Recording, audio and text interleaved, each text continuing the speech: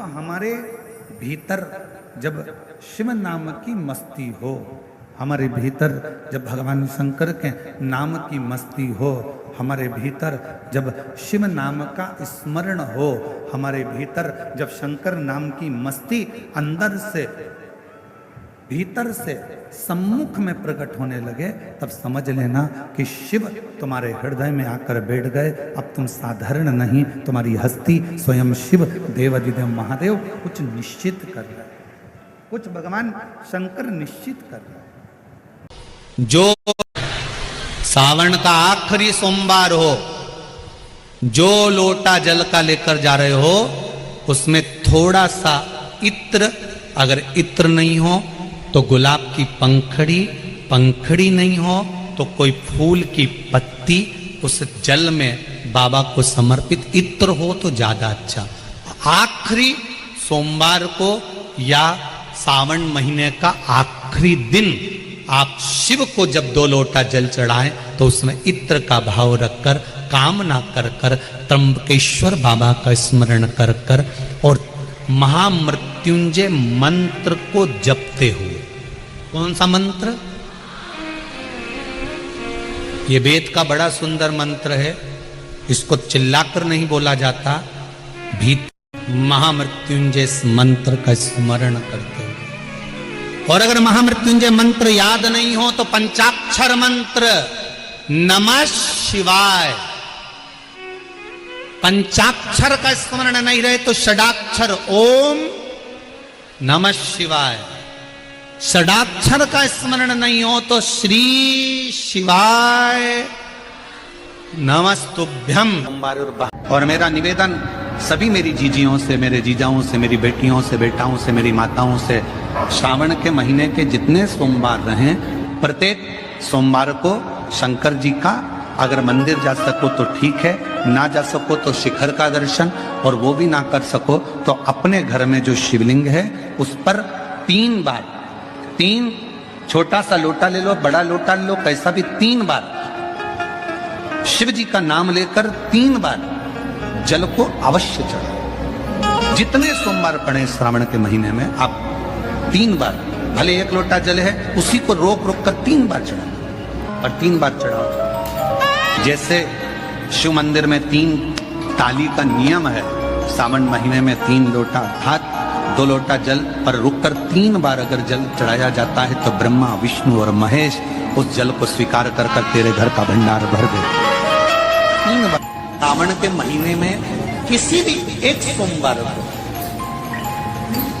अगर व्यापार नहीं चल रहा है, नौकरी नहीं मिल रही है, तो कोई तकलीफ आ रही है, तो कोई कष्ट आ रहा है, कोई रोग बढ़ रहा है, डॉक्टर से ऐसा लग रहा है कि ये बड़ी बीमारी बताने वाला है, शरीर में कोई गांठ पड़ गई है और वो जांच के लिए गई है, तो बिल्कुल श्रावण के महीने में किसी भी एक सोमवार को गंगा जल लेकर जाइए शिव मंदिर में, शंकर जी के मंदिर में थोड़ा सा गंगा जल नंदी को समर्पित कर कर, थोड़ा अशोक सुंदरी को समर्पित कर कर, थोड़ा गणेश और कार्तिकेय को समर्पित कर कर, थोड़ा सा गंगा जल जया, विषहरा, शामरीबारी, दौतली और देव को समर्पित कर कर, थोड़ा सा गंगा जल शिवलिंग को समर्पित कर दो। उस गंगा जल को वापिस झेल कर लेकर आओ, 3 दिन तक लगातार उस गंगा जल को पीना प्रारंभ करो। उसके बाद जांच के लिए आप कहीं पर भी जाइए, बाबा कृपा जरूर करेगा, ये निश्चित था। सावन का आखिरी सोमवार हो, शायद यही लास्ट वाला है, सावन का आखिरी सोमवार, देवाधिदेव महादेव प्रसन्न हो। प्रथम सोमवारी निकल गई, द्वितीय सोमवारी निकल गई, तृतीय निकल गई, चतुर्थ श्रावण का चौथा सोमवार होता है तो शिव पंचायत का पूरा पुण्य एक शंकर पर जल चढ़ाने से पूरा फल प्राप्त हो जाता है। शिव पंचायत सोमवार का दिन, सावन के महीने का सोमवार इतना प्रसिद्ध क्यों है? श्रावण के महीने के सोमवार का इतना महत्व क्यों होता है?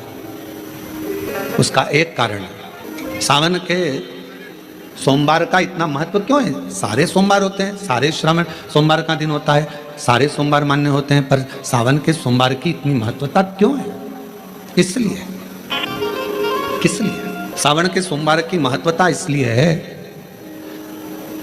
कि भगवान देवाधिदेव महादेव का विवाह ख्याति देवी लक्ष्मी जी से करना चाहती थी, पर माता लक्ष्मी ने, भगवान शिव ने माता लक्ष्मी का चेहरा देखा, पढ़ लिया कि ये तो भगवान नारायण के स्नेह है, और भगवान नारायण लक्ष्मी जी से विवाह करना चाहते हैं। और दोनों के विवाह की बात भगवान देवादिदेव महादेव ने माता ख्याति देवी से कह दी कि इनका विवाह करो। अब माता लक्ष्मी जी ने बड़ा निवेदन करा, आपने हमारा विवाह भगवान नारायण के साथ में कर दिया, हमारे मन की बात को रख लिया, बड़ी कृपा करी भोले बाबा। मेरा मन है मैं आपके चरणों की सेवा करूं, मुझे कोई सेवा आपकी बताओ। शिव मंदिर में कभी भी जाकर पंडित जी से मत पूछना कि यहां की कोई सेवा मुझे बताओ। भगवान के अन्य मंदिर होंगे तो वहां जाकर पूछना, देवी जी के मंदिर में यहाँ सेवा बताओ, राम जी के मंदिर में पूछना यहाँ सेवा बताओ, भगवान कृष्ण के मंदिर में पूछना हमारे लिए कोई सेवा बताओ, भगवान दत्त के मंदिर में पूछना हमारे लिए सेवा बताओ। सारे मंदिरों में जाकर कहना कि हमारे लिए सेवा बताओ, और शिव जी के मंदिर में जाकर मत कहो कि हमारे लिए सेवा बताओ। वहां तो झाड़ू उठाओ, सेवा में लग जाओ। वहां तो निर्माल्य पड़ा है, उसको उठाओ, विसर्जन में ले जाओ। वहां पोछा उठाओ, पोछा लगाना प्रारंभ कर दो, शिव जी का श्रृंगार करना प्रारंभ कर दो, शिव जी का सुंदर स्नान कराना प्रारंभ कर दो। शिव मंदिर में सेवा पूछी नहीं जाती, सेवा करी जाती है। 3 चीजें हैं। पहले नंबर पर है शिक्षा, और वो शिक्षा जिसको हम अच्छे स्कूल में, अच्छे कॉलेज में, अच्छे गुरु के पास, अच्छे टीचर के पास पहुंचकर ग्रहण करते हैं। और वो शिक्षा हमको जीने का तरीका सिखाती है। वो शिक्षा आपको एक अच्छी कुर्सी तक भी पहुंचा सकती है। वो शिक्षा आपको एक अच्छे पद तक पहुंचा सकती है। फिर दूसरे नंबर पर है धन, पैसा। पैसा आपको गाड़ी भी दिला सकता है, बंगला भी दिला सकता है, जमीन भी दिला सकता है, आपको प्रतिष्ठित भी बना सकता है, वैभवपति भी बना सकता है। और तीसरे नंबर पर है संस्कार। शिक्षा, धन और संस्कार। सबसे ज्यादा आनंद आपको आता है रुकने में, बैठने में, बोलने में। वो रूम अगर होगा तो आपके घर की माँ का, आपके पिता का रूम होगा, जिसमें थोड़ी देर बैठोगे तो आनंद की अनुभूति होगी। दिन भर की थकान हो, दिन भर की तकलीफ हो, थकान हो, कष्ट हो बहुत ज़्यादा, आप थोड़ी देर अपनी माता के कमरे में, अपने माँ के कक्ष में, थोड़ी देर अपने पिता के कक्ष में, जो घर के बुजुर्ग हैं उनके पास में 2 मिनट, 2 क्षण, 5-10 मिनट जाकर बैठ जाइए। और आप जब वहाँ पर जाकर बैठेंगे तो शिव महापुराण की कथा कहती है, आपको ऐसा लगेगा कि मेरे सिर पर किसी बुजुर्ग का हाथ है, मेरे सिर पर कोई बड़ा बैठा हुआ है और मैं इस कार्य को कर सकता। एक श्रेष्ठता का अनुभव, एक अच्छे का अनुभव आपको होगा। और जितना अपने माता पिता के कमरे में, अपने माता पिता के कक्ष में जाकर आपको जो आनंद की अनुभूति होगी, शिव महापुराण की कथा कहती है, वही आनंद की अनुभूति आपको देवादिदेव महादेव के देवालय में जाकर, शिवालय में जाकर 1 लोटा जल चढ़ाकर प्राप्त होगा। वही की वही शिव महापुराण की कथा कहती है, यदि आप भगवान देवादिदेव महादेव से स्नेह करते हो, प्रेम करते हो, शिव को अपना पिता मान लेते हो, भगवान शंकर को अपना एक आनंदमय भाव मान लेते हो, और शिव जी के मंदिर में जाकर आप जब 1 लोटा जल समर्पित करते हो, शंकर भगवान से अपने मन की बात कहते हो, शिव जी को अपने हृदय की बात जब श्रवण कराते हो, दुनिया की दृष्टि में हो सकता है कि वो पाषाण हो, दुनिया की दृष्टि में हो सकता है कि वो पत्थर का शिवलिंग हो, दुनिया की दृष्टि में हो सकता है कि वो एक पाषाण हो सकता है, दुनिया की दृष्टि में केवल एक पत्थर का एक मूर्ति हो सकती है, शिवलिंग हो सकता है। पर शिव महापुराण की कथा कहती है, जब आप दिल से, प्रेम से, स्नेह से 1 लोटा जल शिव को समर्पित करते हो और अपने मन की बात कहते हो, उस समय पर शिव पाषाण के नहीं रहते, पत्थर के नहीं रहते। मेरा वो घड़दानी आपकी बात सुनने के लिए आपके सम्मुख में हालाजुर विराजमान हो जाते।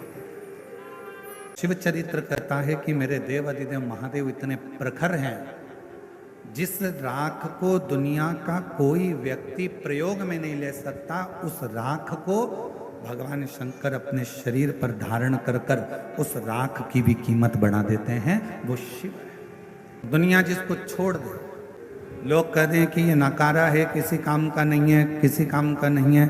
दुनिया जिसको नकार दे, दुनिया जिसको छोड़ दे, समझ लेना अगर वो किसी काम का नहीं है, जैसे धतूरा, जैसे कनेर का फूल, जैसे सर्प, जैसे राख,